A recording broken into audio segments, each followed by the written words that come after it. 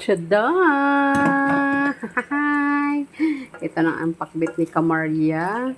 So, meron akong kangkong doon na malapit na siyang, ay, Diyos ko Lord, yung bawang na pasama. Meron akong, tawag doon, meron akong kangkong na isang tali. So, medyo nasira na yung ibang dahon. Kinuha ko lang yung talbo. So, sinama ko na dyan. Hindi naman yan sila mag-away-away. Ito ay pakbet mga Kamaria. Hindi siya adobo ha. Pakbet ala Kamaria yan. And then, ang partner ng ating pakbet ay inihaw na liempo. Ayan, binyagan na natin ang ating magandang grilled pan.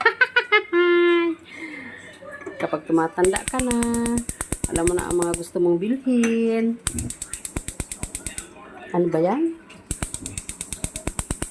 Kapapalit lang ng tangke ng gas buong nagbabadya. Bibinyagan natin yan ang ating magandang grilled pan. Oo. Diba, bibinyagan natin yan ng ating liempo. Oh, ano liempo? Isda, yellowfin. Oh, diba?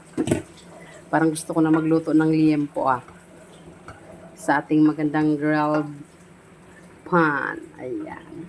O, diba? Ang ating pakbet. Mas marami yung sitaw. Ano kaya kung lagyan ko ng alamang?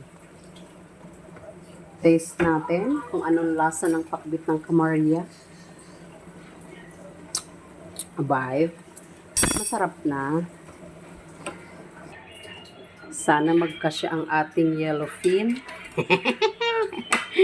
Sa ating grilled pan. Ayan, kamayin na natin. Tada! Aba, ayan, oo, di ba? Kasya yan.